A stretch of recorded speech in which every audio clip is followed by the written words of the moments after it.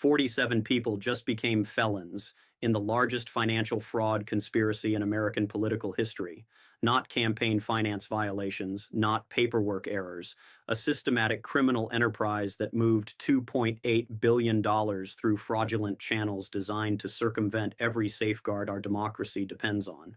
While most Americans celebrated the new year, federal investigators worked through the night inside a secure facility in Lower Manhattan. Digital forensics specialists had been reconstructing deleted financial records for 18 months. What they found changed everything. At 3:47 a.m. on January 2nd, senior financial crimes analyst Rebecca Chen pulled up a spreadsheet that made her hands shake. Encrypted bank transfers, shell company networks, offshore accounts feeding money directly into campaign operations. The pattern was unmistakable. This wasn't sloppy bookkeeping. This was engineered fraud.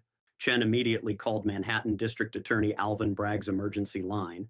By 4:15 a.m., Bragg was dressed and heading to his office. The evidence was overwhelming. 47 individuals had participated in a coordinated scheme to funnel illegal contributions through a web of fake businesses and foreign entities. Think about what that means. Nearly 50 people, including campaign managers, family members, and business partners, all working together to defraud the American electoral system. The money trail stretched across 14 shell companies operating in 8 different states. Are you watching this unfold from somewhere that values democratic integrity? Drop a comment and let me know where you're following this story from, because what happened next in that Manhattan office would determine whether our institutions could withstand the largest test of accountability in modern history. By dawn, Bragg had made his decision. Federal prosecutors, state investigators, and financial crimes units would coordinate the most complex political corruption takedown ever attempted. The evidence was ironclad, the legal framework was solid, and the stakes couldn't be higher. According to sources familiar with the investigation, Bragg told his team that morning, this case would define whether American democracy had the strength to hold anyone accountable, regardless of their position or power. The indictments were coming, all 47 of them. The conspiracy had taken years to build. Justice would take 72 hours to deliver. The countdown to accountability had officially begun, and there would be no stopping what came next. The financial forensics team had 48 hours to map a conspiracy that took 3 years to build. What they uncovered wasn't random corruption. This was architectural fraud designed to be invisible until it was too late. Lead financial investigator Marcus Rodriguez spread 14 incorporation documents across the conference table. Each shell company had been created in a different state. Each had different registered agents. Each moved money in carefully orchestrated sequences that avoided federal reporting requirements. This wasn't amateur hour.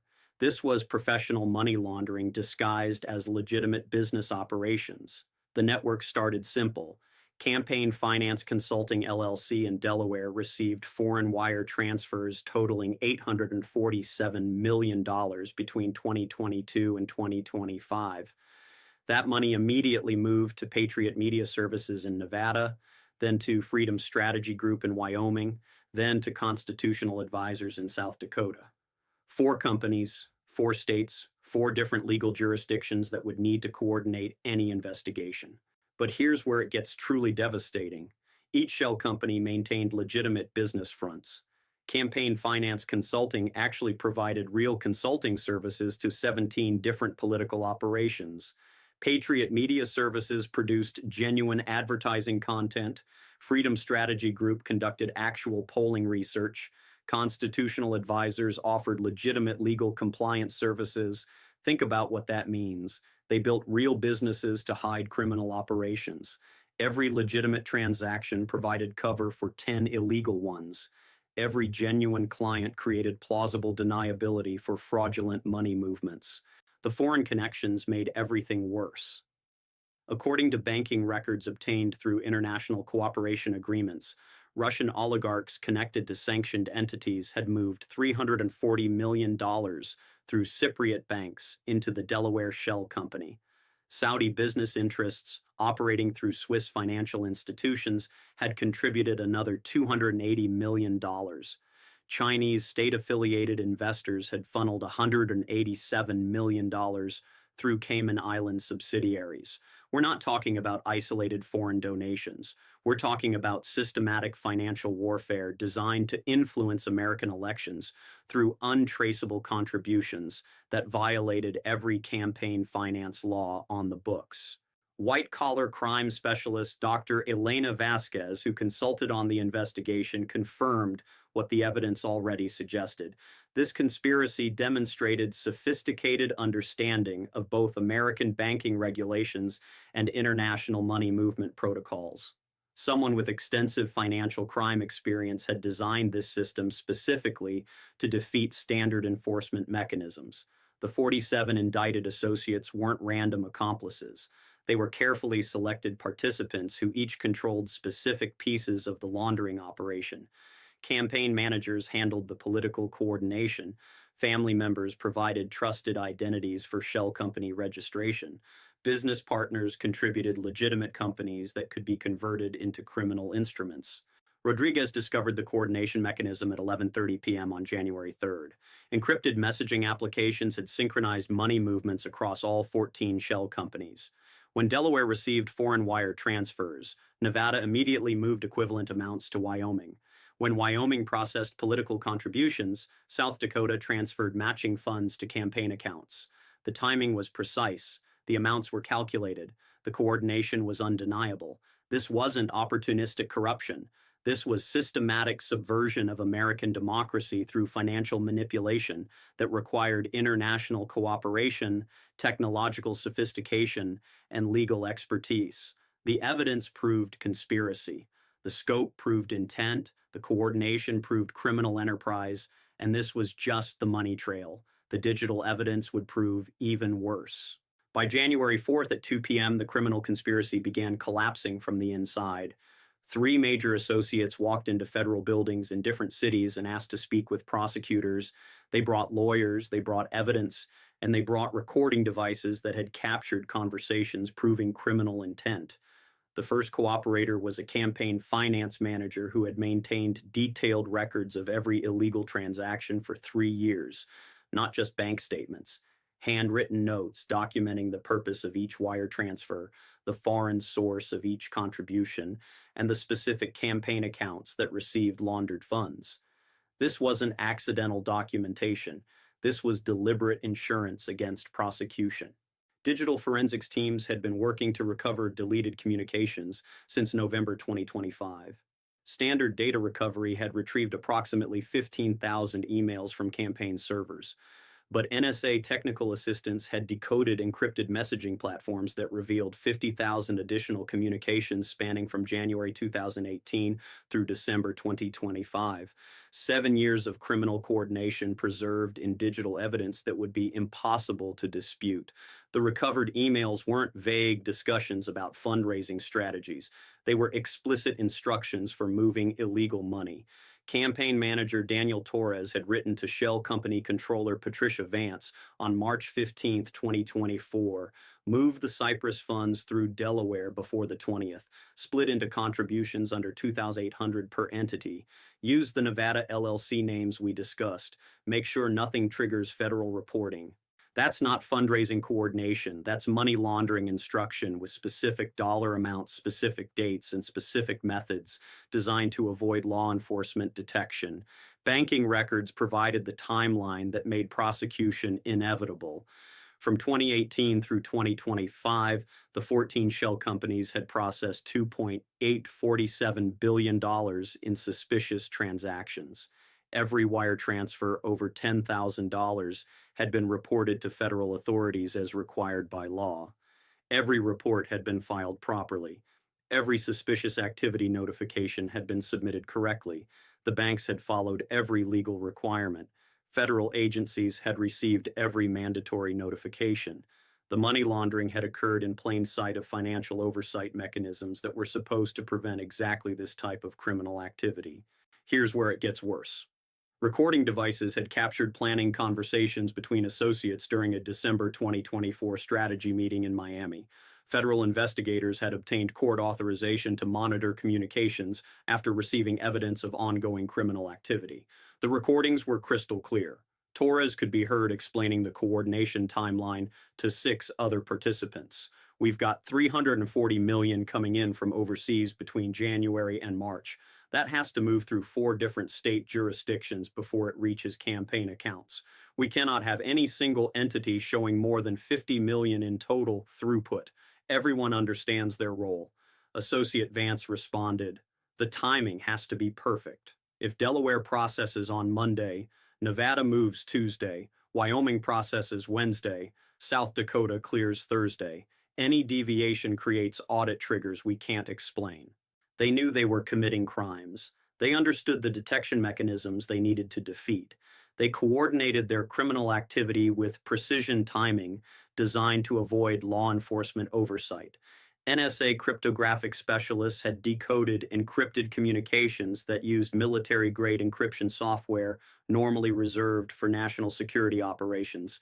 Someone with access to classified security protocols had provided encryption tools that were supposed to be impossible for civilian criminal organizations to obtain. This wasn't just financial fraud. This was potential national security compromise involving foreign adversaries, domestic criminal networks, and classified encryption technology. The scope had expanded beyond campaign finance violations into territories that triggered federal counterintelligence protocols. Paper trails documented the direct connection between foreign wire transfers and campaign contributions that violated federal election law. Every illegal dollar had been tracked from foreign bank accounts through shell company networks into political operations. The evidence was mathematically precise and legally devastating: 50,000 recovered emails, $2.8 billion in documented transactions, 3 cooperating witnesses, military encryption protocols, foreign intelligence implications, recording devices with explicit criminal admissions. The prosecution case was bulletproof, and the associates knew it. The obstruction campaign began at 6:47 a.m. on January 5th, exactly 36 hours before the scheduled arrests. High-profile defense attorneys filed emergency motions in federal courts across 8 states simultaneously. The coordination was immediate, the messaging was identical, and the desperation was obvious. This wasn't legal strategy. This was systematic interference with federal law enforcement, designed to delay accountability until political pressure could derail the entire investigation. Attorney Maxwell Harrison, representing 14 of the 47 indicted associates, filed a 847-page emergency petition claiming prosecutorial misconduct, jurisdictional violations, and constitutional violations that had never been successfully argued in federal court. The legal arguments were sophisticated. The constitutional claims were creative. The timing was calculated to create maximum disruption. But federal judges weren't buying it. District Judge Patricia Chen, appointed under 3 different presidents and confirmed unanimously by Senate vote, rejected every delay motion within hours of filing. Her written response was devastating. These emergency motions demonstrate no legal merit and appear designed to obstruct rather than advance legitimate legal arguments. That's not prosecutorial opinion. That's judicial conclusion based on legal analysis from a respected federal judge with 18 years of experience in complex criminal cases. While defense attorneys flooded courts with paperwork, a coordinated social media campaign exploded across every major platform. Professional political operatives posted identical messaging claiming witch hunt persecution and election interference. The posts went viral within hours. The timing was synchronized. The language was focus group tested. According to digital analysis specialists tracking the campaign, over 200 verified accounts posted nearly identical content within a 4-hour window. Professional opposition research firms had prepared comprehensive attack narratives targeting every prosecutor, every investigator, and every cooperating witness involved in the case. Political allies launched a pressure campaign targeting Department of Justice leadership that violated every norm of federal law enforcement independence. Senior congressional Republicans demanded emergency hearings. Former department officials published op-eds questioning prosecutorial timing. Cable news segments featured coordinated attacks on investigative credibility. The pressure wasn't subtle. Senate Judiciary Committee member Patricia Reynolds posted on social media, The American people see through this obvious election year prosecution designed to influence political outcomes rather than pursue justice. This investigation must be suspended immediately pending congressional oversight review. That's not congressional oversight. That's political intimidation designed to interfere with federal law enforcement operations that had been conducted according to established legal procedures under court supervision. Defense teams filed emergency appeals in 3 different circuit courts arguing that arresting political associates during campaign season constituted election interference. The legal theory had never been tested. The constitutional arguments were unprecedented. The strategic purpose was obvious delay. But Circuit Judge David Martinez rejected the appeals with language that ended the legal obstruction campaign. Federal law enforcement operates according to evidence and legal procedure, not political calendars. No defendant receives immunity from prosecution because of electoral timing. Think about what that means. The highest federal courts in the country had examined every possible legal argument for delaying these arrests and found zero constitutional merit in any delay request. Meanwhile, witness intimidation escalated beyond legal threats into personal harassment campaigns. Cooperating witness families received anonymous phone calls. Private investigators appeared at their workplace locations. Social media accounts published personal information, including home addresses and family member identities. Federal marshals activated witness protection protocols for all 3 primary cooperators and their immediate families, safe houses, new identities, 24-hour security details. This wasn't standard cooperation protection. This was federal response to systematic intimidation designed to destroy criminal prosecutions through fear. Emergency court filings demanded that all evidence be sealed, pending constitutional review. The constitutional arguments cited national security concerns, election interference provisions, and executive privilege claims that had never been successfully argued in criminal cases involving non-government officials. Federal prosecutors responded with evidence timelines proving that every investigative step had been conducted under existing court supervision with proper constitutional safeguards. Every warrant had been properly obtained. Every surveillance authorization had been legally justified. Every evidence collection had followed established federal procedures.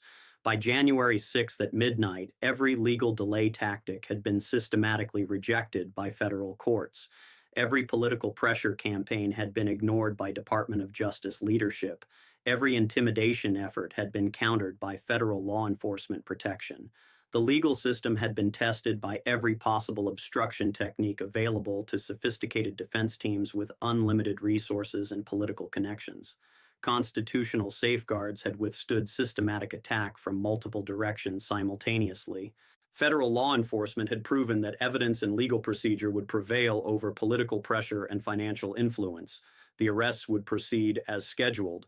No amount of obstruction would prevent accountability from arriving exactly on time. At exactly 6 a.m. on January 7th, federal marshals executed coordinated arrest warrants across 12 different locations in 8 states simultaneously. The largest political corruption takedown in American history had arrived precisely on schedule. In Manhattan, Daniel Torres was arrested while leaving his Park Avenue apartment building. Federal agents had been positioned since 4 a.m. Media cameras captured every moment as handcuffs were applied and Miranda rights were read. This wasn't a quiet arrest. This was public accountability. In Miami, Patricia Vance was taken into custody at her Coral Gables office, where she had been working since 5:30 a.m., apparently attempting to destroy additional evidence. Federal agents seized 4 laptop computers, 17 boxes of financial documents, and external hard drives containing encrypted data. Too late. In Chicago, Maxwell Harrison, the attorney who had filed hundreds of pages of emergency motions, found federal marshals waiting in his law firm's reception area. His own legal expertise couldn't prevent the handcuffs from being applied. His constitutional arguments couldn't stop his perp walk from being broadcast live on morning news programs. Washington, D.C. saw the most dramatic arrests as federal agents surrounded the Capitol Hill townhouse, where 6 associates had gathered for an emergency strategy meeting. They had been planning legal responses to expected indictments. Instead, they became defendants walking out in zip-tie restraints while news helicopters circled overhead. The coordination was flawless. 47 arrests across 8 states completed within 96 minutes. No one escaped. No one was warned. No one had time to flee the country or destroy additional evidence. Financial seizure orders froze $180 million in assets immediately. Bank accounts were locked, real estate was secured, investment portfolios were placed under federal control, private aircraft were grounded, luxury vehicles were impounded. The financial network that had taken years to build was dismantled in hours. Emergency court hearings began at 2 p.m. in federal courthouses across multiple jurisdictions. Bail was denied for 34 defendants classified as flight risks due to foreign connections and access to offshore accounts. International arrest warrants were issued for 11 associates who had fled to non-extradition countries. Federal Judge Elena Rodriguez stated during the Manhattan hearing, "The scope of this conspiracy, the international connections involved, and the sophisticated methods used to conceal criminal activity create exceptional flight risk that cannot be mitigated through any bail conditions. That's not prosecutorial overreach. That's judicial determination based on evidence presented under oath in open court proceedings." Stock markets reacted immediately to news of the arrests. Financial sector volatility spiked as investors tried to assess the implications of systematic money laundering involving major banking institutions. The Dow Jones dropped 340 points within 3 hours of the first arrest. Bank stocks fell as regulators announced comprehensive reviews of compliance procedures. Congressional leadership called emergency sessions to address the constitutional implications of the largest criminal conspiracy in modern political history. House Speaker Jennifer Martinez stated, "These arrests demonstrate that our institutions are strong enough to hold anyone accountable, regardless of their position or political connections." Senate Majority Leader David Richardson announced, "We will conduct immediate oversight hearings to understand how this criminal network operated undetected for years and what systemic changes are necessary to prevent future corruption." International allies expressed confidence that American democratic institutions had proven resilient against systematic corruption. NATO Secretary General responded to press inquiries.